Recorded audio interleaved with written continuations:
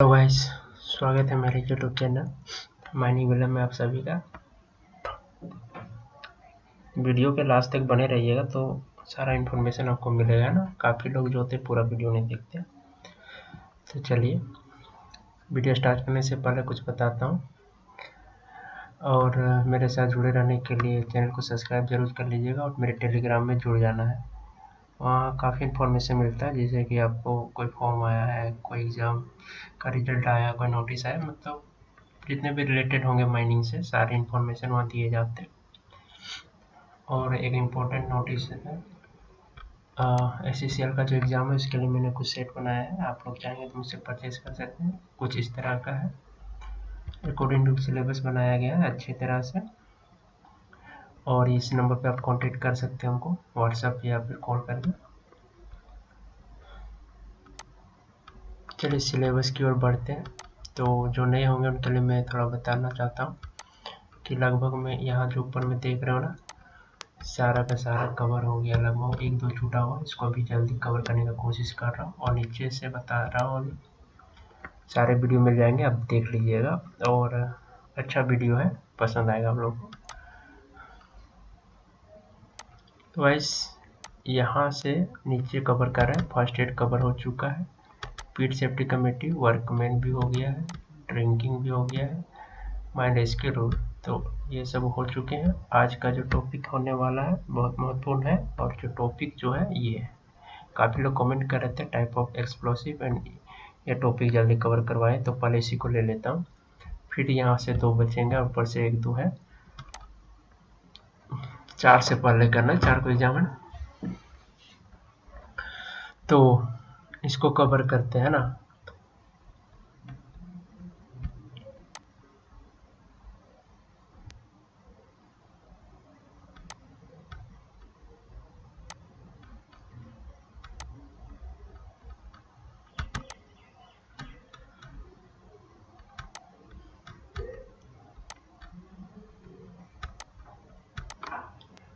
तो गाइस देखिए, यहाँ पर मैंने नोट्स बना के रखा था, उसको मैंने डाल दिया। ज़्यादा टाइपिंग नहीं कर पा रहा हूँ मैं, कम समय, इसलिए डायरेक्ट फोटो क्लिक करके डाल दिया। तो देखिए इसमें क्या लिखा हुआ, what is explosive properties and कंपेरेजेंस। तो कंपेरेजेंस की जरूरत नहीं है, हम लोग का जो मुद्दा है, मेन मुद्दा है एक्सप्लोसिव। तो एक्सप्लोसिव है क्या, सबसे पहले जानिए। एन एक्सप्लोसिव इज आइदर या सॉलिड या लिक्विड या मिक्सचर ऑफ कंपाउंड्स। तो ये बोलना चाहता है कि एक एक्सप्लोसिव वाली एक बारूद जो है एक सॉलिड हो सकता है, या तो लिक्विड फॉर्म में हो सकता है, या मिक्सचर हो सकता है, दोनों का। उसके बाद we change themselves into large volume of gases at high temperature. तो वो गैस जो एक्सप्लोसिव जब फटता है तो क्या करता है, लार्ज वॉल्यूम ऑफ गैसेस में चेंज होता है, और उसके साथ साथ बहुत ज़्यादा टेम्परेचर भी क्रिएट होता है, एंड प्रेशर, और प्रेशर के साथ तो तीनों मिल के एक्सप्लोसिव फटता है, और जो मटेरियल हमें तोड़ना रहता है वो टूटता है। ठीक है। व्हेन सफिशिएंट करेंट या फ्लेम अप्लाइड टू इट, कब ये फटता है, जब हम लोग उसमें सफिशिएंट करंट देते हैं, जितना करंट की आवश्यकता होती है तब वो फटती है। या फिर लो एक्सप्लोसिव है तो उसमें क्या करते हैं, ओपन स्पार्क देते हैं, तो वही लिखा हो, या फ्लेम अप्लाइड टू इट। ठीक है। अब आगे देखिए, this high pressure which is capable for breaking rope या पोल स्टार्टा ऑफ बेड। ये जो हाई प्रेशर क्रिएट होता है वो इतना क्रिएट होता है कि कोई भी पत्थर जिसको हम लोग चार्ज किए हैं या कोयला, उसको तोड़ने के लिए सक्षम है ना। The chemical energy in explosive is released and converted suddenly into heat and mechanical energy during blast. ये इतना जल्दी होता है, ये बोलना चाहता है कि ये जो प्रोसेस है मिली सेकंड में ब्लास्टिंग होता है, इतना जल्दी होता है, इतना जल्दी हीट में कन्वर्ट होता है, इतना जल्दी गैस रिलीज करता है कि हमें पता भी नहीं चलता है कि क्या क्या हुआ अंदर में, है ना। And explosive contents the following ingredients beside the explosive substances. ये बोलना चाहता है कि एक एक्सप्लोसिव जो है उसके अंदर क्या क्या होते हैं, क्या क्या इंग्रेडिएंट्स यूज करके बनाए जाते हैं। तो पहला है ऑक्सीडाइजिंग एजेंट। ऑक्सीडाइजिंग एजेंट उसमें मिलाया जाता है, जो कि सोडियम नाइट्रेट या अमोनियम नाइट्रेट हो सकता है। और कम्बस्टाइबल सब्सटेंसेस में आपका क्या मिलाया जाता है, charcoal, would mill, sulphur etcetera. Stabilisers के लिए कैल्शियम कार्बोनेट या मैग्नीशियम कार्बोनेट मिलाया जाता है। सेंसिटाइजर बनाने के लिए metallic powder, aluminium powder example में ले सकते हैं, मिलाया जाता है। फ्लेम डिप्रेसेंट के लिए सोडियम क्लोराइड यूज किया जाता है। तो गाइस ये सारे कंपोनेंट मिलके एक एक्सप्लोसिव बनते हैं और इसका कंपाउंड क्या क्या होना चाहिए आगे देखते हैं। पहले प्रॉपर्टी डाल लेते हैं कि प्रॉपर्टी जो है एक एक्सप्लोसिव्स का क्या क्या होता है, यानी गुण। हर किसी का गुण होता है, तो एक्सप्लोसिव का भी कुछ गुण है, उसका एक स्ट्रेंथ एक गुण में आता है। इसमें क्वेश्चन पूछ सकते हो which is not property of explosive. 3 दे देगा इसमें से, या 1 दे देगा और 3 नहीं देगा, ठीक है। तो उस समय हम लोग को ये जानना जरूरी है कि कौन सा प्रॉपर्टी था और कौन सा नहीं है।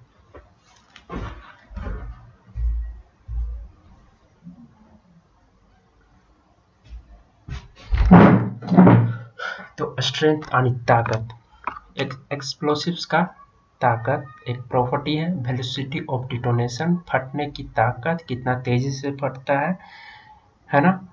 डेंसिटी क्या है उसकी, डेंसिटी एक प्रॉपर्टी है। वाटर रेजिस्टेंस, वाटर रेजिस्टेंस आपका यानी कि पानी में उस एक्सप्लोसिव्स का क्या गुण है, यानी उस पानी में हम लोग यूज कर सकते हैं कि नहीं, लो है कि हाई है, तो ये वाटर रेजिस्टेंस है। सेंसिटिविटी, कितना सेंसिटिव है, एक सेंसिटिविटी भी एक प्रॉपर्टी है। फ्यूम कैरेक्टरिस्टिक है, ये भी एक प्रॉपर्टी है आपका। लीगल परमिशन, ये भी एक प्रॉपर्टी। तो गाइस टोटल 7 प्रॉपर्टी है, इसको दिमाग में बिठा लेना है। चलिए अब बात करते हैं टाइप ऑफ एक्सप्लोसिव। तो 2 टाइप के होते हैं, पहला है लो एक्सप्लोसिव और दूसरा जो टाइप होता है हाई एक्सप्लोसिव। उसको आगे देखेंगे। हाई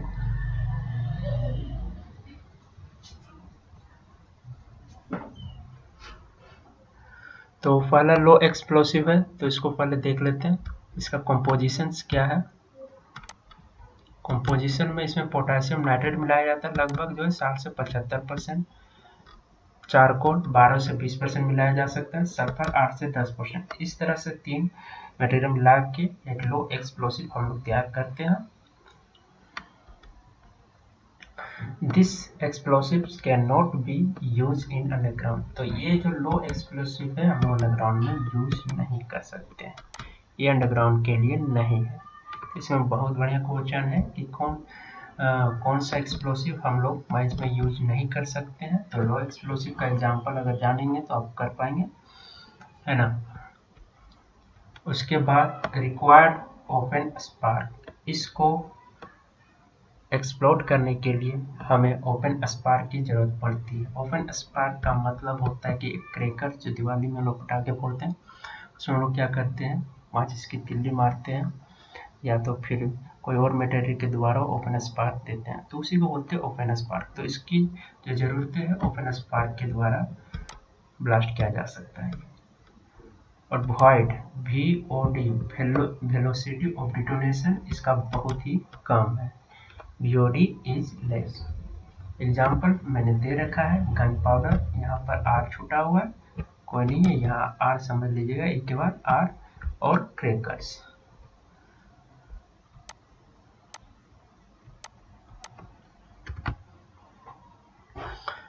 हाई एक्सप्लोसिव की बात की जाए तो ये बहुत ही ताकतवर एक्सप्लोसिव है और इसको जलाने के लिए डिटोनेटर का यूज कर सकते हैं या कोई शॉक वेव देते हैं, है ना। इसमें ओपन स्पार्क की जरूरत नहीं पड़ रही, तो इट इज डिटोनेट या ब्लास्ट बाय द डिटोनेटर या शॉक वेव। इसकी VOD की बात की जाए तो बहुत ही ज़्यादा है, बहुत ही ज़्यादा है। It's explosive composition very different in different explosive. तो बोलना चाहता है कि इसका जो कंपोजिशन जो बनेगा ना, अलग अलग एक्सप्लोसिव में अलग अलग कंपोजिशन बनेगा। It's explosive composition very different in different explosive. It can be used both places. इस एक्सप्लोसिव्स को हम लोग दोनों जगह यूज कर सकते हैं, अंडरग्राउंड में भी और ओपन कास्ट में भी, तो हम लोग दोनों जगह यूज कर सकते हैं इसका। और लो एक्सप्लोसिव का क्या था, सिर्फ उसको ओपन कास्ट में यूज किया जा सकता है, अंडरग्राउंड में यूज नहीं होता है। कुछ एग्जाम्पल देखिए, एनफो है हाई, स्लरी है, इमल्सन है, और परमिटेड एक्सप्लोसिव्स जो P1 से लेकर P5 तक आता है, और PETN पेंटा इरिथ्रॉल टेट्रा नाइट्रेट, इसका यही होता है फुल फॉर्म।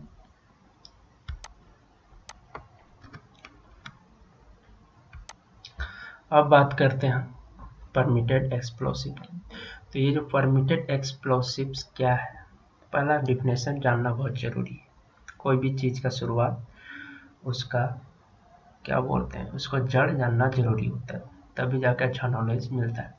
तो परमिटेड एक्सप्लोसिव मीन्स ये explosives made by A company. तो एक परमिटेड एक्सप्लोसिव्स का मतलब यह है कि एक ऐसा एक्सप्लोसिव जो किसी कंपनी के द्वारा बनाया जा रहा है, लेकिन उस एक्सप्लोसिव का जो स्पेसिफाई यानी उसमें क्या रहेगा, कैसा रहेगा, वो करेगा chief inspector of mines, DGMS का chief inspector of mines, time to time and publish in official gazette. तो टाइम टू टाइम बताएगा और ऑफिशियल गैजेट में इसको पब्लिश करेगा, क्या है क्या नहीं होना चाहिए। तो इंग्लिश में लिखा हुआ था, इसको शुद्ध हिंदी में मैंने बताया। जिसका इंग्लिश कमजोर है वो मेरे बातों को ध्यान से सुनेगा। अब बात होती है टाइप ऑफ परमिटेड एक्सप्लोसिव। तो 5 टाइप के हैं। कितने हैं? 5। P1 से लेकर P5 तक 5 हो जाते हैं, 2, 3, 4, 5, 5 हो जाते हैं। आइए नोट में कुछ लिखा है मैंने। According to Indian Explosive Act 1884, इसके अनुसार इंडियन एक्सप्लोसिव एक्ट 1884 जो बनाया गया, उसके अनुसार P1 और P3 and P5 is manufacturing and using in India. तो इसमें 5 परमिटेड एक्सप्लोसिव था, जिसमें से मात्र 3 ही इंडिया में बनते हैं और यूज किए जाते हैं। P2 और P4 ना बनते हैं ना यूज इंडिया में किया जाता है। इसको ध्यान रखिएगा, क्वेश्चन यही आ सकता है कि इंडिया में कौन सा एक्सप्लोसिव नहीं बनता। P2 P4 दे देगा, P1 दे देगा, P5 दे देगा, बोथ P2 P4 दे देगा, इस तरह से कंफ्यूज कर सकते हैं। अब बात करते हैं, एक एक करके डिस्क्राइब करते हैं। P1 है क्या? It is unsheathed explosives. Unsheathed का मतलब होता है कि उसमें कोई भी कूलिंग एजेंट लेयर में ऊपर, एक्सप्लोसिव के ऊपर में लेयर में चढ़ाया नहीं गया है, या फिर हमारे जो एक्सप्लोसिव्स के अंदर भी नहीं मिलाया गया है। तो वैसे टाइप के एक्सप्लोसिव को हम लोग बोलते हैं अनशीथेड एक्सप्लोसिव। एग्जाम्पल में गोडाइन, एजाक्स जी और विकेन जी है, और भी एक्सप्लोसिव्स है। अब बात करते हैं P2 की। It is sheathed explosive. क्या है? Sheathed explosive. अब शीथेड एक्सप्लोसिव क्या है? शीथेड का मतलब होता है कि उसमें कूलिंग एजेंट मिलाया गया है, उस एक्सप्लोसिव को ठंडा रखने के लिए, या तो एक्सप्लोसिव में ही मिक्स कर दिया गया है, या तो उसके ऊपर लेयर चढ़ा दिया गया है ठंडा कूलिंग एजेंट। चलिए, शीथेड है। इट इज ए शीथेड एक्सप्लोसिव जिसमें कार्टिज के ऊपर सोडियम बाइकार्बोनेट की 3 mm मोटी लेयर चढ़ी रहती है, जो क्या काम करती है? कूलिंग एजेंट का काम करती है। तो जो हम लेयर की बात कर रहे थे ठंडा करने के लिए, कौन सी है? Sodium bicarbonate. तो इसमें 3 mm की मोटी लेयर है। It is not manufacturing in India and also not using in India.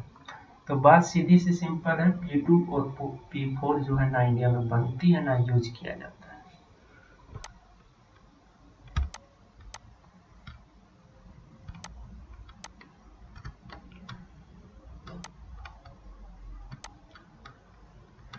अब P3 देखते हैं।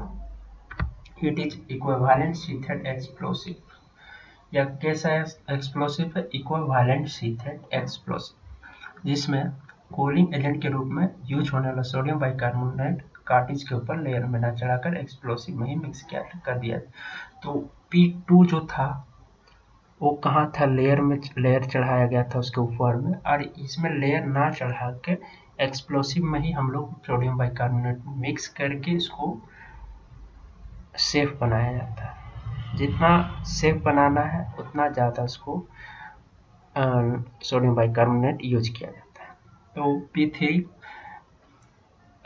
एक्सप्लोसिव में मिक्स करके बनाया जाता है। और एग्जांपल में देखिए परमाडाइन है, यूनिसेक जी है, टेलीफार्मा 3 एक्सेट्रा।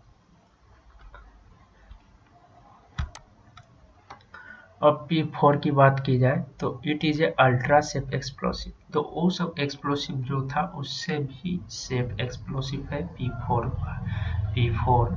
उसके बाद इक्विवेलेंट एक्सप्लोसिव बोल सकते हैं इसको। It is not manufacturing in India and also not using in India. तो P2 और P4 ना एक्सप्लोसिव बनते हैं इंडिया में, ना यूज किया जाता है ना, बनाते भी नहीं, यूज भी नहीं करते।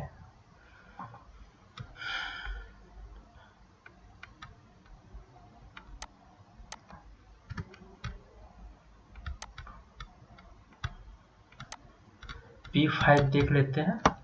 It is a special explosive of solid blasting. तो हम लोग जब अंडरग्राउंड में सॉलिड ब्लास्टिंग करते हैं तो P5 एक्सप्लोसिव ही रहता है।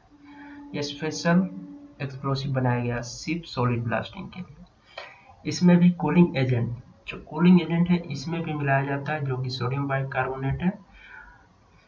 इसमें भी कूलिंग एजेंट सोडियम बाइकार्बोनेट को ही एक्सप्लोसिव में अधिक मात्रा में मिक्स करके सेफ बनाए। तो इसका जो मिलाने का तरीका है वो जो है एक्सप्लोसिव में ही इसको मिला दिया जाता है सोडियम बाइकार्बोनेट को, और इसको अल्ट्रा सेफ या सेफ बनाया जाता है, ज़्यादा सेफ बनाया जाता है।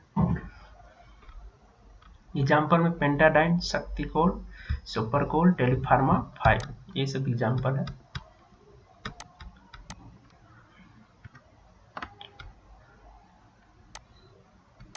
तो यहाँ लिखा है एक्सप्लोसिव, सारा पढ़ते हैं। एनफो, गन पाउडर, बूस्टर, ये सभी एक्सप्लोसिव है। तो टेक दिस टू पीडीएफ। तो एक मैंने पीडीएफ बनाया है डिटोनेटिंग फ्यूज और शॉर्ट फायरिंग के लिए भी एक पीडीएफ है। यहाँ से बेक करते हैं, उस पीडीएफ को निकालते हैं और फिर वहाँ से पढ़ते हैं। क्योंकि ज़्यादा टाइम है नहीं, मैं यहाँ लिख नहीं पा रहा हूँ, तो उसका अलग से पीडीएफ बनाया है, वहीं से देख लेते हैं।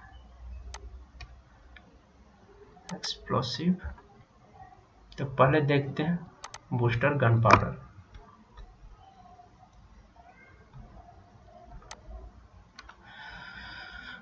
तो बूस्टर क्या है? बूस्टर एक कैप सेंसिटिव एक्सप्लोसिव है। कैप सेंसिटिव का अर्थ है यहाँ पर कि वैसे एक्सप्लोसिव जो डिटोनेटर के द्वारा ब्लास्ट किया जा सके, वैसे सारे एक्सप्लोसिव को कैप सेंसिटिव एक्सप्लोसिव बोलते हैं, ठीक है। और नॉन कैप सेंसिटिव अगर यहाँ रहता तो क्या बोलते हैं? जिसको डिटोनेटर से डायरेक्ट इनिशिएट करके हम लोग एक्सप्लोर नहीं कर सकते, वो सब सारे एक्सप्लोसिव जो है नॉन कैप सेंसिटिव। जैसे कि स्लरी इमल्सन है ना, उसमें बूस्टर डाल के बूस्टर को पहले ब्लास्ट करते हैं, फिर बूस्टर जो है एक्सप्लोसिव को ब्लास्ट करता है।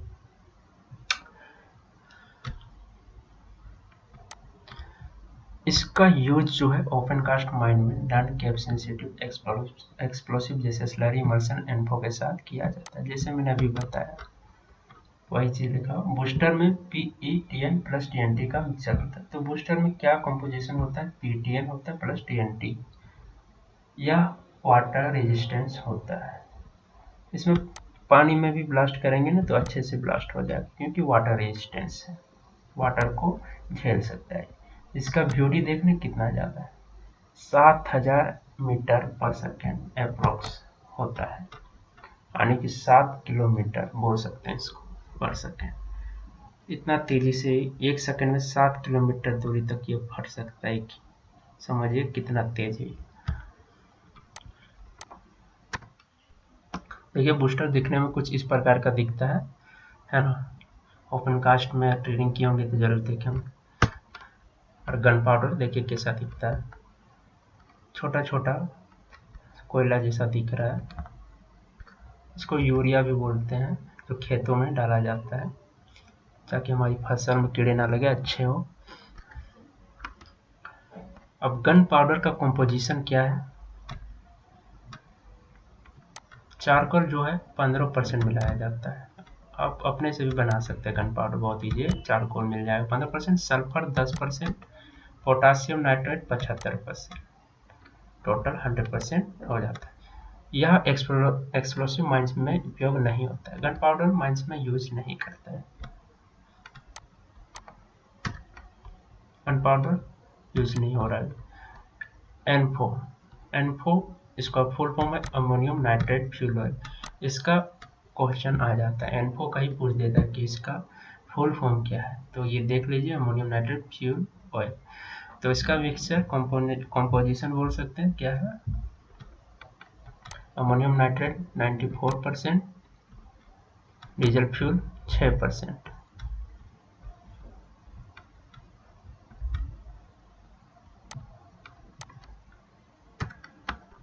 एनफो देखिए, एनफो किस तरह से 20 kg वेट है इसका, लिखा हुआ है।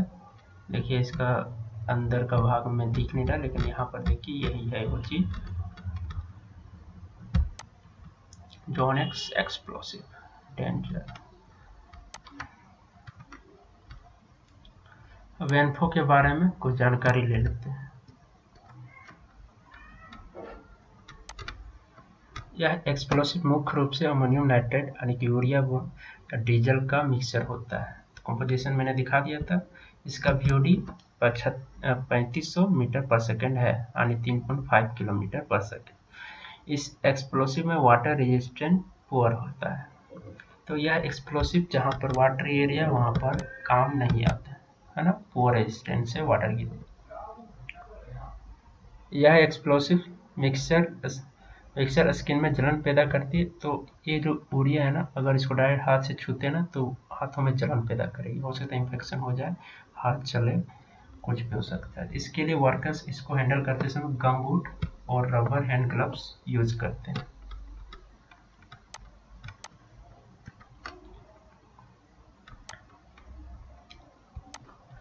यह एक्सप्लोसिव लो डेंसिटी वाला होने के कारण इसे वाटर होल में उपयोग नहीं करते। ठीक है, लो डेंसिटी भी है इसका, इसलिए वाटर होल में उपयोग नहीं कर सकते। इस एक्सप्लोसिव में water resistance and heat resistance दोनों ही पुअर रहता है, यानी कि हीट रेजिस्टेंस जल्दी से जलेगा भी नहीं और न ही वाटर प्रूफ है। तो काफ़ी पुअर है रहने के कारण ओपन कास्ट माइंस में इसका उपयोग कम हो गई है। तो ऐसा नहीं कि बैन हो गया है, इसका उपयोग कम हो गया, चाहे तो कर सकते हैं ओपन कास्ट में, अंडरग्राउंड में ये नहीं यूज होता। यह एक नॉन कैप सेंसिटिव एक्सप्लोसिव है, तो इसके लिए ओवन स्पार्क की जरूरत पड़ेगी। नॉन कैप सेंसिटिव बता दिया था मैंने, और कैप सेंसिटिव क्या होता है, इसलिए बोलते हैं वीडियो कहीं स्किप नहीं कीजिएगा, क्योंकि एक ही चीज़ दोबारा भी मिल सकता है। चलिए ये कंप्लीट हुआ, और देख लेते हैं PDF में है और कुछ। डिटोनेटिंग फ्यूज को लेते हैं, ये सभी एक्सप्लोसिव है। तो पहले देख लीजिए देखने में कैसा रहता है ये, detonating fuse and detonating relay. Fuse और रिले दोनों हैं, देख लीजिए। इसके अंदर बारूद डाला रहता है, एक पाइप की तरह रहता है, अंदर में बारूद रहता है, और ये एक डिटोनेटर का काम करता है। ये आपका ऊपर में रिले का एलिमेंट का काम करता है, और इसको बूस्टर में बांधा जाता है, और इसको ऊपर से जितना हम टाइम इंटरवल चाहिए उसको लगाएंगे। कुछ इस प्रकार है।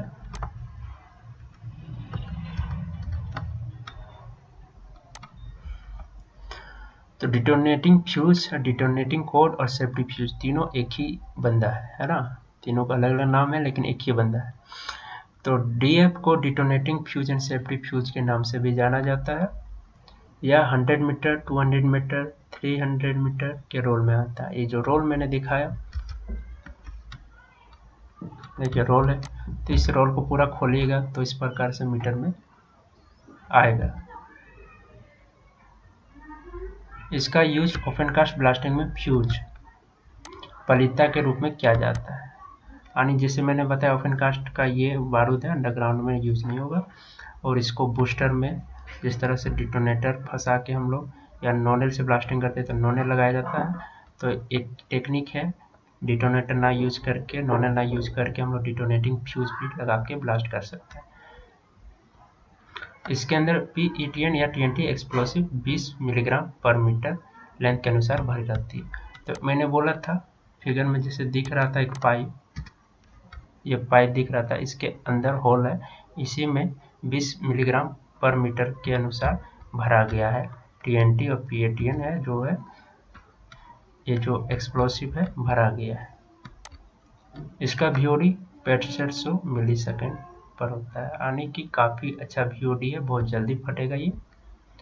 यह बूस्टर को डायरेक्ट इनिशिएट कर सकती है, जिसके कारण इसमें डिटोनेटर की जरूरत नहीं पड़ती थी। ये बूस्टर को डायरेक्ट ब्लास्ट कर सकती है, इतना पावरफुल है ये, ठीक है, कि बूस्टर को ये ब्लास्ट करने के लिए कैपेबल है, इसलिए हमें डिटोनेटर की जरूरत नहीं पड़ती इसमें।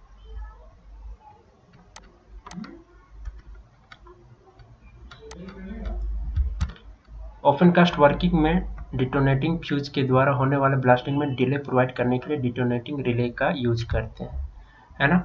कौन सी की बात करिए, फिगर में देखिए इसका, इसी को हम लोग डिले प्रोवाइड करने के लिए यूज करते हैं, ठीक है। तो डिटोनेटिंग रिले वो हो जाएगा और डिटोनेटिंग फ्यूज वो हो जाएगा। इसका यूज केवल डीएफ ब्लास्टिंग में ही होता है। तो ये जो चीज़ जो दिखाया मैंने टाइम इंटरवल वाला, जिसको हम लोग रिले बोल रहे हैं, तो इसका यूज केवल डीएफ ब्लास्टिंग, अब डिटोनेटिंग फ्यूज से ब्लास्टिंग करेंगे तभी यूज होता है, और अदरवाइज कहीं भी इसका यूज नहीं। यह 15 millisecond 45 millisecond according to DJ Deshmukh ये डाटा दिया गया है। 25, 50, 75, 100, 150 अकॉर्डिंग टू प्रैक्टिस देखा गया है। माइंस में प्रैक्टिस में ये सब टाइम इंटरवल के साथ देखा गया। इसका यूज 2 होल के कनेक्शन करते समय DF को काट के लगाया जाता है। तो किस तरह से लगाया जाता है मैं बता देता हूँ और कैसे लगता है। तो ये जो है, मान लेते हैं यहाँ एक होल है, यहाँ एक होल है, यहाँ बूस्टर डाल दिए हैं, बूस्टर से इसको जोड़ के एक तार निकाल दिए ऐसे करके तार गया यहाँ से, यही है डिटोनेटिंग फ्यूज ही है वो तार, और यहाँ पर इसको लगा देते हैं डिटोनेटिंग रिले, ये यहाँ पर लग जाएगा। एक इधर से बांध दिए, देखो बांधने के लिए दिया हुआ है, और एक इधर दिया, फिर इधर से बांध देंगे, फिर यहाँ पर डिटोनेटिंग फ्यूज आएगा, फिर यहाँ पर एक होल है, इसी तरह से फिर यहाँ से डिटोनेटिंग फ्यूज को जोड़ा जाएगा, फिर यहाँ पर डिटोनेटिंग रिले रहेगा। इस तरह से प्रत्येक होल को कनेक्शन करते करते हम लोग कनेक्शन पूरा होगा, फिर एक्सप्लोड करेंगे। तो इस प्रकार से ये था।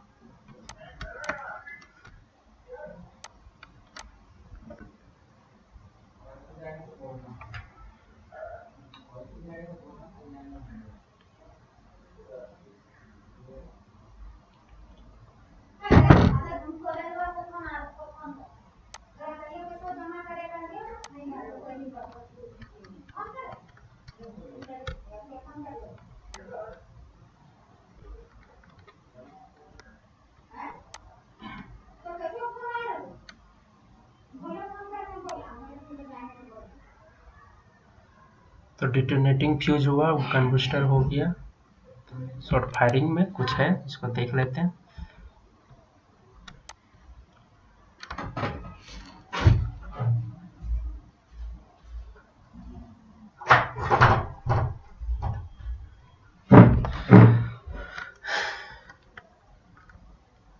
ये सब हो गया। डिटोनेटर देख लीजिए, डिटोनेटर भी एक्सप्लोसिव है, उसके अंदर भी एक्सप्लोसिव रहता है। तो डिटोनेटर जो है कुछ इस प्रकार है, प्लेन डिटोनेटर है, इलेक्ट्रिक डिटोनेटर और इलेक्ट्रॉनिक डिटोनेटर, यानी 3 टाइप के डिटोनेटर होते हैं। तो जो प्लेन डिटोनेटर होती है वो ओपन कास्ट में सिर्फ यूज कर सकते हैं हम लोग, और इलेक्ट्रिक डिटोनेटर जो है उसके कितने टाइप है, एक डिले डिटोनेटर, एक नॉन डिटोनेटर, और ये जो डिटोनेटर है हम लोग अंडरग्राउंड या ओपन कास्ट दोनों जगह यूज कर सकते हैं। और इलेक्ट्रॉनिक जो है वो सिर्फ ओपन कास्ट में एक इलेक्ट्रॉनिक गैजेट है, और डिटोनेटर की तरह इसमें इलेक्ट्रॉनिक, ठीक है। तो कहाँ थे हम लोग, इलेक्ट्रॉनिक डिटोनेटर एक चिप की तरह रहता है, इसके बारे में थोड़ा जानकारी दे देता हूँ। और उसके अंदर जो है हम लोग प्रोग्रामिंग के द्वारा यानी लोगर मशीन के द्वारा अपने हिसाब से टाइम सेट कर सकते हैं, और ये सब में क्या है, टाइम फिक्स है। इस सब डिटोनेटर में टाइम फिक्स है, इसमें प्लेन में कोई भी डिले नहीं रहता। तो इसमें टाइम फिक्स है, आपको उतने ही में ब्लास्ट हो, लेकिन इसमें अपने हिसाब से हम लोग टाइम इंटरवल डाल सकते हैं, यानी टाइमिंग डाल सकते हैं। तो इलेक्ट्रिक कितने टाइप, दो है, डिले और नॉन डिले। तो डिले में दो है, शॉर्ट डिले डिटोनेटर 25 ms का इसमें डिले रहता है, 0 से 6 नंबर का आता है। और लॉन्ग डिले में हाफ सेकेंड का रहता है, और इसका नंबर जो है 0 से 10 नंबर का।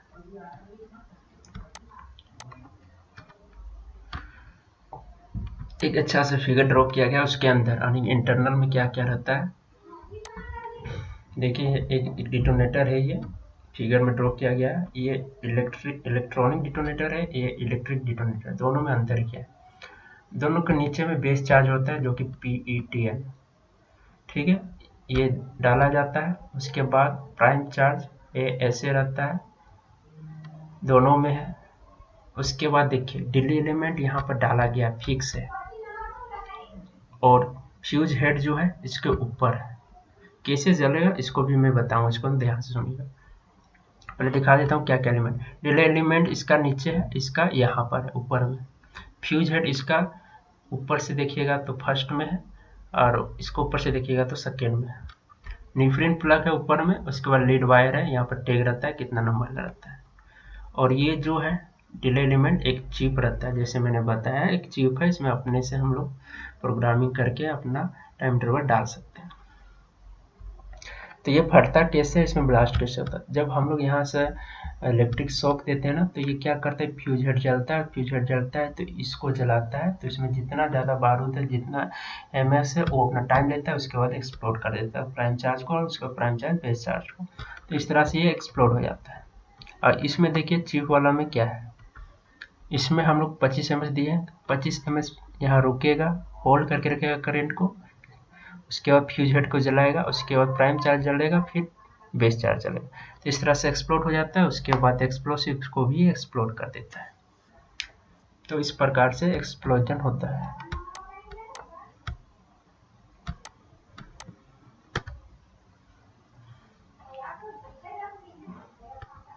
तो ये सब गाइस एक्सप्लोसिव में ज़्यादा पढ़ना नहीं, फिर भी मैं यहाँ दिखा देता हूँ अपने से। फुल फॉर्म है, देख लीजिए क्या होता है। ऐसे का lead azide lead styphnate aluminium powder, ये फुल फॉर्म आ जाता है।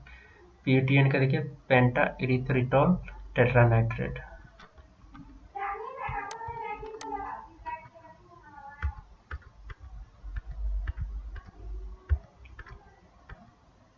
चलिए सॉलिड ब्लास्टिंग थोड़ा सा बता देता हूँ, इससे क्वेश्चन आएगी।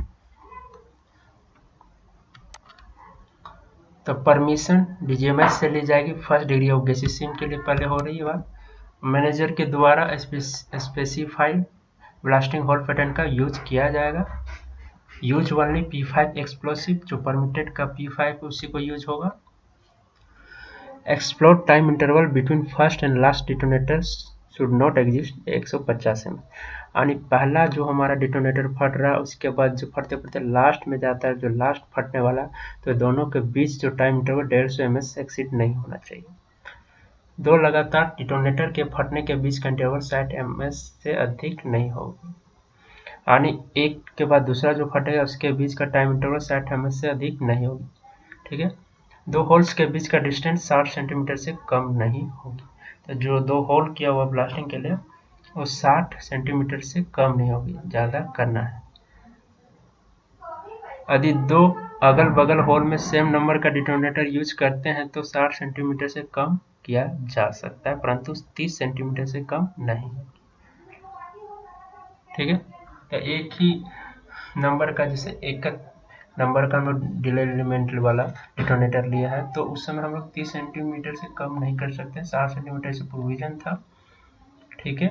अलग अलग रहेगा तो 60 तो करना ही है, लेकिन सेम का रहेगा तो 30 सेंटीमीटर से कम नहीं कर सकते।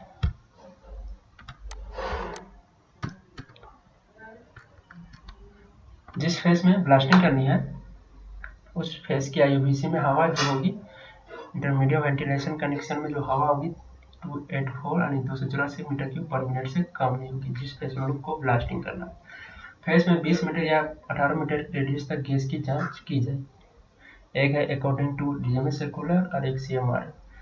20 और 18 डाटा। फेस से 90 मीटर रेडियस तक वाटर स्प्रिंग की जाएगी ना बादे।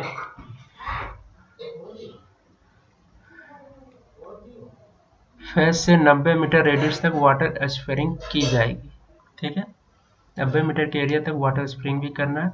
गैस 0% यानी 0.1% या अधिक मिलने पर चार्जिंग या ब्लास्टिंग रोक दी जाएगी। तो चार्जिंग और ब्लास्टिंग रोक दी जाएगी।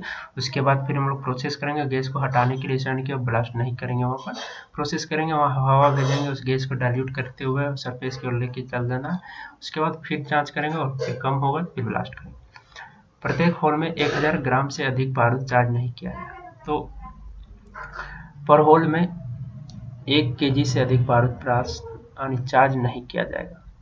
एक राउंड में 25 से अधिक होल आवाज नहीं किया जाएगा। एक राउंड में 25 होल ही आवाज करना है, उससे ज़्यादा नहीं। डीजीएमएस द्वारा अप्रूव्ड शॉर्ट फायरिंग केबल एवं एक्सप्लोडर का यूज करेगा। तो डीजीएमएस बहुत महत्वपूर्ण हो जाता है ब्लास्टिंग के दौरान। तो डीजीएमएस जो अप्रूव्ड किया है शॉर्ट फायरिंग केबल और एक्सप्लोडर, उसी को यूज करेंगे। Wedge cut hole pattern use किया जाएगा। इसका होल पैटर्न है wedge cut solid blasting. Charging का काम इनवर इनिशिएशन में होगा। इनवर इनिशिएशन अगर जो नहीं जानते इस फिगर में देख लीजिए, एक बार ड्रॉ करके बता देता हूँ। ये होल है, होल का ये बाहरी सिरा है जहाँ से हम लोग बारूद डालेंगे। ये बॉटम मान लेते हैं, ये बॉटम है, ये टॉप है। तो अगर हम लोग एक्सप्लोसिव्स को इसे डालते हैं, अगर हमारा डिटोनेटर इसमें लगा हुआ जिसको प्राइम कार्ट्रिज बोलते हैं, इसमें लगा हुआ बॉटम में पहले डाल दिए लगा हुआ, तो उसको बोलेंगे इनवर इनिशिएशन। अगर हमारा माउथ के पास रहता ना प्राइम कार्ट्रिज, तो इसको बोलते हैं डायरेक्ट इनिशिएशन। ठीक है, वन सीरीज कनेक्शन किए जाएंगे। कनेक्शन 3 प्रकार के होते हैं, सीरीज, पैरेलल और दोनों का कॉम्बिनेशन। एक वीडियो अपलोड किया कैसे कनेक्शन होता है, देख सकते हैं अगर कनेक्शन जानने की जरूरत है तो। शॉर्ट फायर का मिनिमम क्वालिफिकेशन माइनिंग सरदार अनरेस्ट्रिक्टेड होना चाहिए। तो डिग्री 1 और 2 लगभग सेम है, 2 का डाटा कहीं दिया नहीं है, तो डिग्री 3 में चलते हैं, या हो सकता है डिग्री 2 और डिग्री 3 सेम होगा, तो कुछ थोड़ा आइडिया नहीं है मुझे, कहीं मिला नहीं। अगर मिलेगा किसी को तो मेरे को ग्रुप में, टेलीग्राम ग्रुप में जरूर भेज दीजिएगा ना, हम भी देखना चाहते हैं। फर्स्ट डिग्री में लिए गए प्रिकॉशन के अलावा, जो प्रिकॉशन हम लोग लिए फर्स्ट डिग्री में, उसके अलावा ये सब लेना है। प्रत्येक प्लास्टिंग फेस में एक एडवांस बोर होल लगेगी जिसकी लेंथ 1.5 मीटर से कम नहीं होगी। आने की एडवांस बोर होल किसको कहते हैं, ये हमारा अगर फेस है, इसमें हम लोग इतना ब्लास्ट करना है, तो एडवांस बोर होल जो है ना, यहाँ ब्लास्ट होल के बाद स्टार्ट होता है, यहाँ फिर 1.5 मीटर करेंगे, तो ये हमारा एडवांस बोर होल हो जाएगा। ठीक है, फर्स्ट एंड लास्ट डिटोनेटर के फटने के बीच का टाइम इंटरवल 100 mS से अधिक नहीं होगी। पहला में क्या था 150, इसमें 100 कर दिया गया, उससे अधिक नहीं होगी। उतने इंटरवल में सारे होल्स ब्लास्ट हो जाने चाहिए। हवा की मात्रा फेस से 3 मीटर के अंदर 300 से 600 मीटर की पर मिनट से कम नहीं होगी।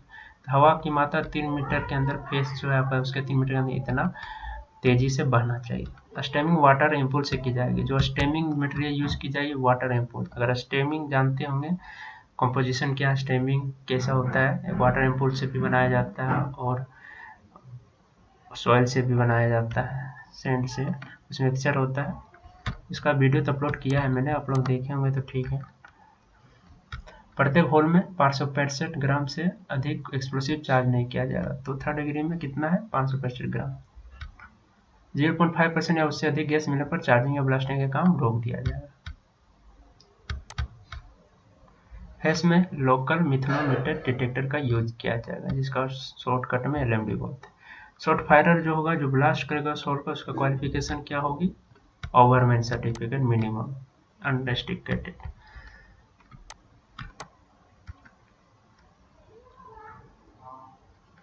ये इम्पोर्टेंट, थोड़ा इम्पोर्टेंट है, ये क्वेश्चन आ जाती है। तो 0.3 सेंटीमीटर दिया गया है। क्वेश्चन ये शॉर्ट होल एक्सप्लोसिव काटिंग। जब हम लोग शॉर्ट होल में एक्सप्लोसिव काटिंग डाल दिए हैं, ये एक्सप्लोसिव काटिंग, तो इसके बीच में जो गैप बचा है 0.3 सेंटीमीटर होना चाहिए, वही पूछा है। ये सब जरूरी नहीं है बाकी। फिर भी डाटा यहाँ दिख ही रहा है, आप लोग खुद से पढ़ना चाहते हैं तो धीरे धीरे स्किप करता हूँ, देख लीजिएगा, स्क्रीनशॉट ले लीजिएगा, या फिर और कोई तरीका अपना सकते हैं तो अपना लीजिएगा।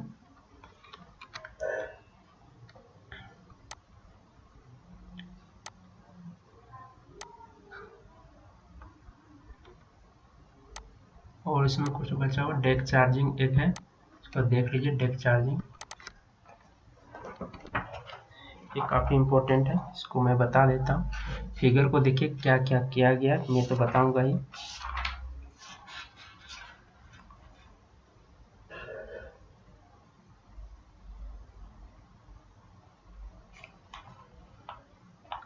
तो डेक चार्जिंग जो होती है ना, ओपन कास्ट में किया जाता है ना।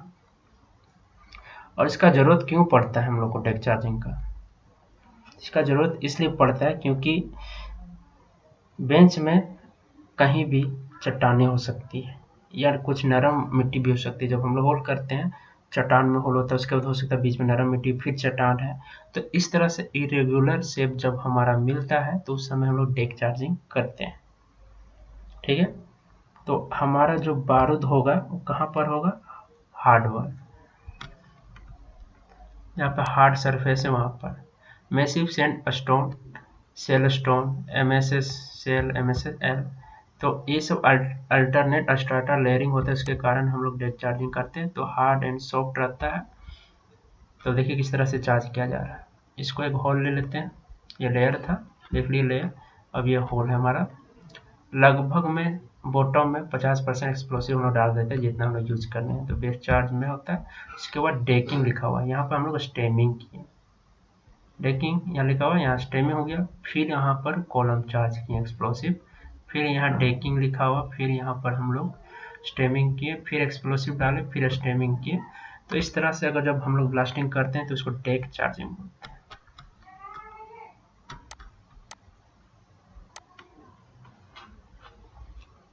चलिए PDF का काम हुआ, आगे हम लोग देख लेते हैं।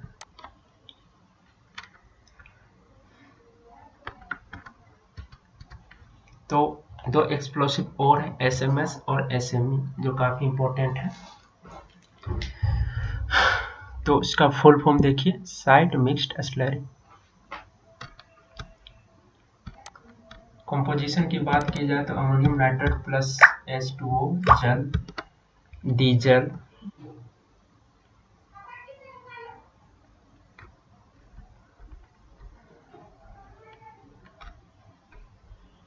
डीजल, ग्लास बबल्स, ये सब कंपोजिशन से मिलकर एक SME तैयार होता है। इस एक्सप्लोसिव में oxidising agent and combustible metal दोनों ही रहता है, तो दोनों के दोनों रहता है इस एक्सप्लोसिव। इसमें डीजल एंड वाटर को मिलाने के लिए एम्प्लीफाइंग एजेंट का यूज होता है, जिसके कारण ही इस एक्सप्लोसिव का नाम जो है इमर्सन एक्सप्लोसिव रखा गया है ना। तो डीजल वाटर को मिलाने के लिए एक इमल्सिफाइंग एजेंट का यूज होता है, जिसके कारण इसका नाम इमल्सन एक्सप्लोसिव रखा गया है। इसका VOD देखिए बहुत ही ज़्यादा है, 5 से 6 किलोमीटर पर सेकेंड, यानी 1 सेकंड में इतना किलोमीटर तक ये जाके फट सकता है। हाई वाटर रेजिस्टेंस, यानी कि इसका वाटर रेजिस्टेंस, यानी कि पानी में इसकी जो ब्लास्टिंग की शक्ति है काफ़ी अच्छा है, हाईली है। ठीक है, इसका वाटर रेजिस्टेंस बहुत अच्छा है, तो हम लोग पानी में इसको ब्लास्ट कर सकते हैं, बढ़िया परफॉर्मेंस होगा ब्लास्टिंग का। It is non cap sensitive explosive. Non cap sensitive explosive आपको मैंने बताया किसको बोलता है, जो अभी हो सकता है स्किपिंग, उसके लिए एक बार बता देता हूँ, दोबारा नहीं बताऊँ। तो नॉन कैप सेंसिटिव एक्सप्लोसिव जो है एक ऐसा एक्सप्लोसिव होता है जिसको ब्लास्टिंग करने के लिए हमें एक अदर एक्सप्लोसिव का यूज करना पड़ता है, जैसे कि बूस्टर, SME, SMS, ये सब जो होता है उसमें बूस्टर डालते हैं, फिर इसके में नॉनल से ब्लास्ट करते हैं या डिटोनेटर से। तो इसी को, जिसको डायरेक्ट हम लोग नॉन डिटोनेटर से ब्लास्ट नहीं कर सकते उसे हम नॉन कैप सेंसिटिव, जिसको डायरेक्ट हम लोग ब्लास्ट कर सकते हैं डिटोनेटर से, उसको कैप सेंसिटिव बोलते हैं।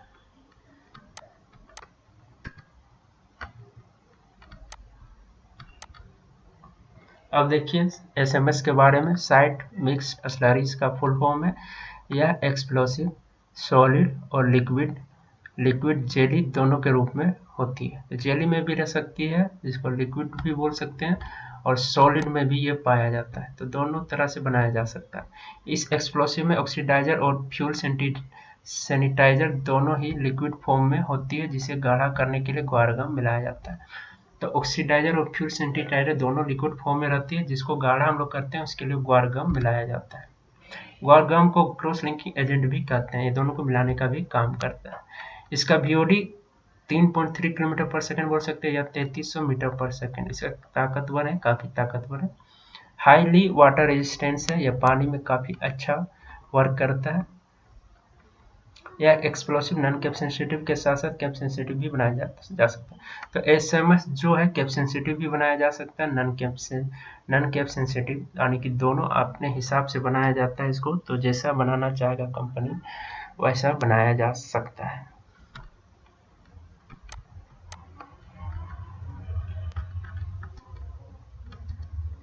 चलेगा, ये सब इम्पोर्टेंट, काफ़ी इम्पोर्टेंट है। वो सब इम्पोर्टेंट था ही, लेकिन इससे ज़्यादा भी हमको लगता है ये सब इम्पोर्टेंट है। जो यहाँ लिखा हुआ उसको एक एक करके बताता हूँ। बारूद एवं डिटोनेटर बक्सा कैसा होना चाहिए, इसका जो सिलेबस क्या था, सिलेबस एक बार नज़र देते हैं। तो बारूद के बारे में जानकारी थी।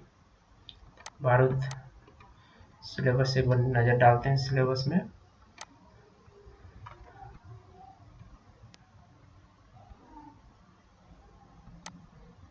देखिए सिलेबस क्या था।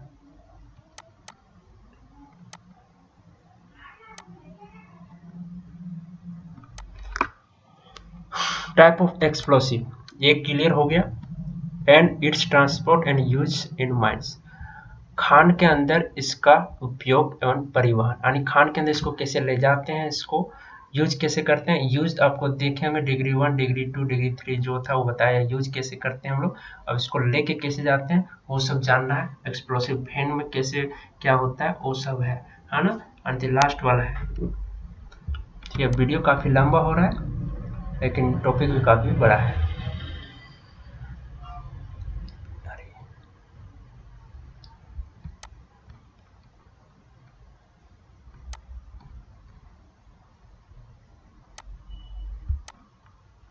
तो बारूद और डिटोनेटर का बक्सा कैसा होना चाहिए। मजबूत बक्सा जो बारूद डिटोनेटर को चोट से बचा सके। ठीक, मजबूत बक्सा होना चाहिए, जिसमें क्योंकि डिटोनेटर में थोड़ा सा भी अगर उसमें कैप सेंसिटिव है, वो थोड़ा सा भी स्पार्क या कुछ भी होता है तो तुरंत फट जाएगा। तो फटेगा तो फिर नुकसान तो होगा। डिटोनेटर के लिए अलग बक्सा, तो बारूद के लिए अलग बक्सा रहेगा, डिटोनेटर के लिए अलग बक्सा, दोनों एक बक्सा में नहीं डाला जाए। बारूद का जो बक्सा है लकड़ी या ग्रेनाइट किया रहेगा, जिसमें जस्ता चढ़ी रहेगी, जिसको जिंक बोलते हैं, जिंक की लेयर चढ़ी रहेगी। लोहे की चद्दर का हो सकता है तो आपको इसमें लेयर चढ़ाना पड़ेगा जिंक का। डिटोनेटर बक्सा लकड़ी या चमड़े का होना चाहिए, जिसमें एक एक डिटोनेटर के लिए पॉलीथीन के खंड कंपार्टमेंट बने रहे। तो डिटोनेटर जो है जिसमें रखा जाएगा वो जो लकड़ी का बन सकता है या चमड़े का हो सकता है। कब्जा व ताला पित्तल का अथवा सेल्फ लॉक या एक्सप्लोडर की चाबी से खुलने वाला लॉक, यानी कि जो डिटोनेटर और एक्सप्लोसिव का जो बक्सा है उसको सेल्फ लॉकिंग किया जाना चाहिए, और हो सके तो एक्सप्लोडर का जो चाबी है उसी से खुलेगा तो और बढ़िया रहेगा, यही बोल रहा है। लटकाने के लिए मजबूत फीता चाहिए, तो इसको कैरी करने के लिए, ढोने के लिए, माइंस में ले जाने के लिए हम लोग लटकाते हैं अपने कंधे में। तो वही बोल रहा, मजबूत फीता होना चाहिए, ऐसा ना फीता कि टूट जाए उसको ढोते समय। फर्स्ट शिफ्ट के लिए अलग रंग के बक्से, जैसे फर्स्ट शिफ्ट के लिए लाल, तो गैस अलग अलग बक्से, 3 बक्से रहेंगे 3 कलर के, हर एक शिफ्ट में 3 शिफ्ट में 4 रही है। तो पहला शिफ्ट में लाल कलर का रहेगा, सेकेंड शिफ्ट के लिए पीला यूज करेंगे, और थर्ड शिफ्ट के लिए सफेद। हर बक्से पर नंबर जहां तक संभव हो प्रत्येक शॉट फायरर को उसी नंबर का बक्सा प्रतिदिन दिया जाएगा। तो हो जितना अगर संभव हो सके तो उस बक्सा में नंबर कोई लिख देगा, और जो उसका कोई इंचार्ज है जो ब्लास्टिंग के लिए, वो अगर सेकेंड शिफ्ट में आता है, थर्ड शिफ्ट में आता है, तो सब में एक नंबर दिया रहेगा, तो उसी को वो बक्सा दिया जाए जो पहले से उसको दिया जा रहा है। तो ये काफ़ी अच्छा रहेगा। एक व्यक्ति एक बार में कितना बारूद ले जा सकता है, तो किसी भी बक्से में 5 केजी से अधिक बारूद नहीं रखा जाएगा।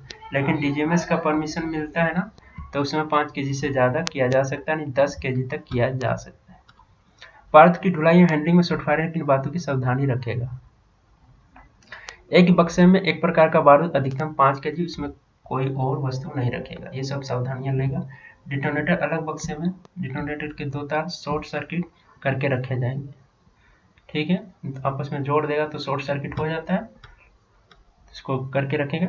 एक बक्से में 2 प्रकार के डिटोनेटर नहीं रखे जाएंगे, एक ही प्रकार का डिटोनेटर। बक्सों पर हर समय ताला चाबी हर समय सॉफ्टवेयर के पास रहेगा, हर समय जो है उसका चाबी सॉफ्टवेयर रखे।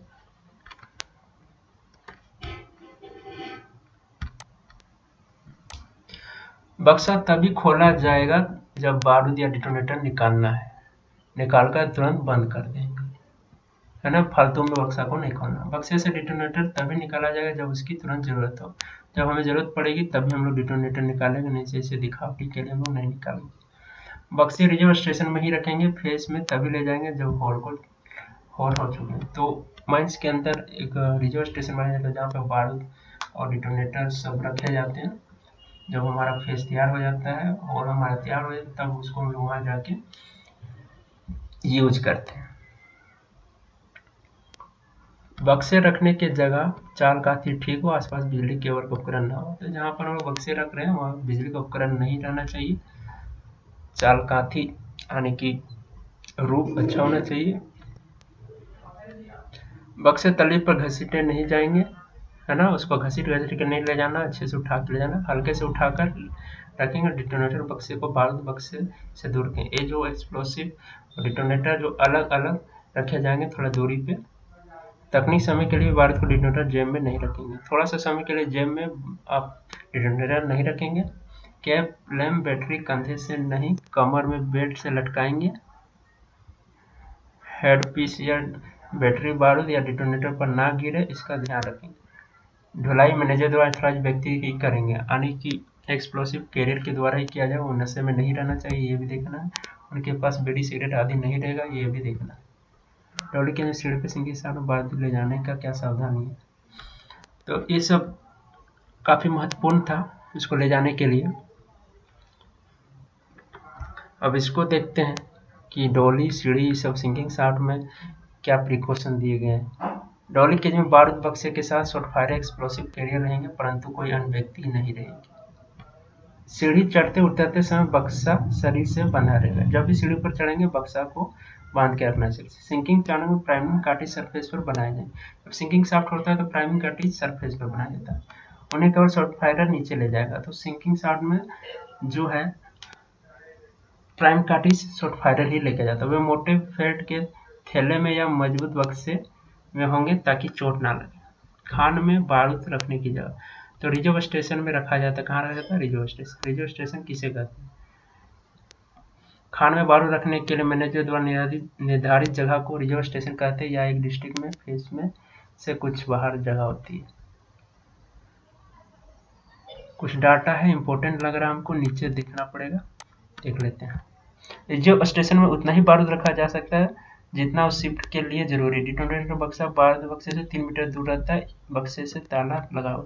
तो ये जो दूरी जो बताई जा रही थी दोनों दूर 3 मीटर दूर रखना जरूरी है।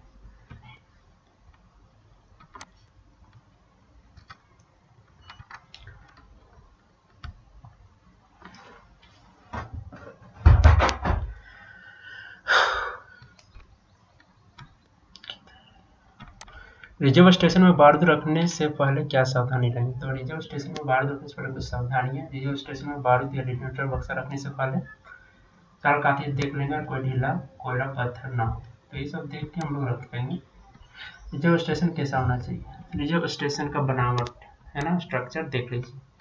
रिजर्व स्टेशन ऐसी जगह हो जहां आम आदमी आने जाने का रास्ता ना हो, आम आदमी का रास्ते में नहीं बनाएंगे। हॉली स्टॉप गिरने का डर ना हो वहां बनाएंगे। 90 मीटर के अंदर बिजली केबल या स्विच ना हो, ये डाटा है 90 मीटर बिजली स्विच का, ये क्वेश्चन आ सकता है, इसको डाटा देख लीजिए। 90 मीटर जगह सूखी और वेंटिलेटेड हो, यानी सूखी जगह गीला जगह पे नहीं रखेंगे और अच्छा हवा आ रहा हो ऐसा जगह पे रखेंगे। चाल काठी मजबूत हो, कोई ढीला या झूला ना हो, वाट वॉशिंग किया गया हो, यानी वाट वॉशिंग करना बहुत जरूरी हो। रिजर्व स्टेशन के 18 मीटर के दायरे पर सफाई व स्टोन डस्टिंग करना पड़ेगा। तली से स्टोन डस्टिंग 20 mm मोटी परत होनी चाहिए। तली में जो 20 mm का मोटी लेयर में स्टोन डस्टिंग करना है।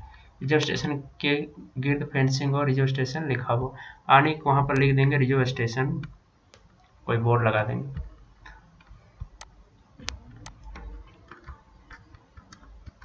तो गैस ज़्यादा तो नहीं है, मैं भी थक गया हूँ, लेकिन जरूरी है तो बताना ही पड़ रहा है।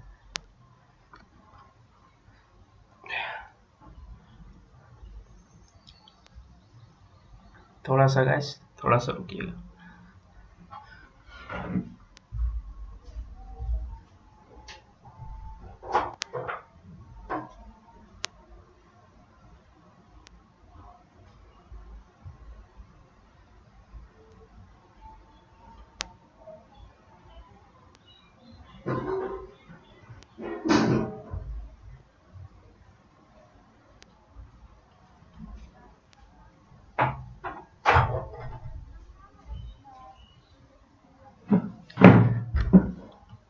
तो उम्मीद हो गया जब मैं गया हूँ आप लोग पढ़ लिए होंगे।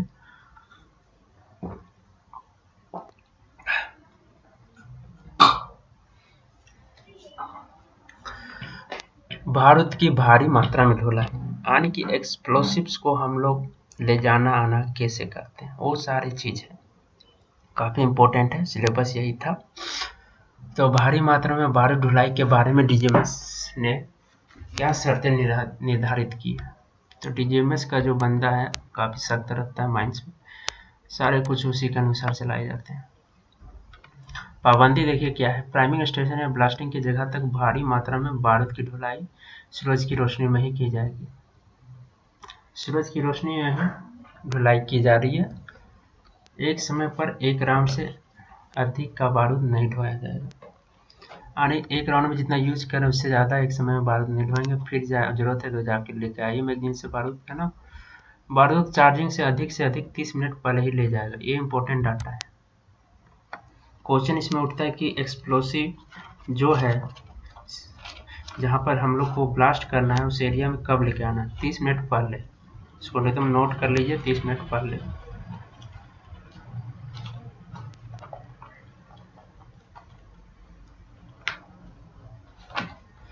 एक्सप्लोसिव वैन, अब इसके बारे में देखिए एक्सप्लोसिव वैन कैसा होना चाहिए। वैन सक्षम एथोराइज चीफ इंस्पेक्टर और एक्सप्लोसिव द्वारा अनुमोदित अप्रूव्ड होगा, ठीक है। अनुमोदन की शर्तों का पालन किया जाएगा। वैन सुरक्षित ऑपरेटिंग अवस्था में होगा और उसे लाइसेंस प्राप्त और मैनेजर द्वारा एथोराइज ड्राइवर का चलाया जाएगा। तो जो उस एक्सप्लोसिव्स को चलाएगा वो लाइसेंस होल्डर होना चाहिए और इसको मैनेजर एथोराइज करेगा। इलेक्ट्रिकल और पेट्रोल की आग बुझाने के लिए कारगर व उचित साइज के 2 अग्निशमन उपकरण वैन में सुविधाजनक जगह पर लगेंगे और उन्हें तैयार अवस्था में बनाए रखा जाएगा। तो वैन में 2 चीज़ें रहती है, अग्निशामक उपकरण जिसको बोलते हैं, यानी कि आग को बुझाने वाले उपकरण, इलेक्ट्रिकल और पेट्रोल को आग बुझाने वाले, है ना। लोडिंग और ट्रांसपोर्ट कैसे होता है इसका, बारूद लोडिंग के समय वैन को चेन से ही सही रूप से अर्थ करके रखा जाएगा। तो लोडिंग के समय जो है ना चेन से अर्थ करके रखा जाता है। लोडिंग अनलोडिंग को छोड़कर अन्य समय वैन में ताला लगा रहेगा। लोडिंग अनलोडिंग हो रहा उस समय ताला नहीं लगेगा, कैसे लगेगा, नहीं लगेगा, है ना। लेकिन उसके अलावा हर समय ताला बंद करके रखना है। वैन को ओवरलोड नहीं किया जाएगा, जितना कैपेसिटी है उतना ही किया जाएगा, उससे ज़्यादा लोडिंग नहीं होगा। उसे 25 किलोमीटर प्रति घंटे से अधिक पर नहीं चलाया जाएगा। ये डाटा इम्पोर्टेंट है। मैक्सिमम स्पीड जो है एक्सप्लोसिव वैन का 25 किलोमीटर। लदा वैन लवारिस अनटेंटेड नहीं छोड़ा जाएगा, यानी कि उस वैन के पास आसपास हमेशा अथॉराइज व्यक्ति रहेगा। लोडिंग के दौरान उसे अलग जगह में खड़ा किया जाएगा। भरा वैन वर्कशॉप, गैरेज में या बस्ती में पार्क नहीं किया जाएगा। लोड वैन में तेल नहीं भरा जाएगा, इमरजेंसी में तेल भरना पड़े तो भरा नहीं जाएगा, लेकिन इमरजेंसी में तेल भरा जाएगा तो क्या है, भरना पड़े तो इंजन बंद रखा जाएगा और अन्य सावधानी ली जाएगी दुर्घटना ना। तो गैस जो पेट्रोल पंप है जो वहाँ अगर तेल खत्म होगी तो भरा जा सकता है, तो उस समय गाड़ी बंद रहेगा, अन्यथा तो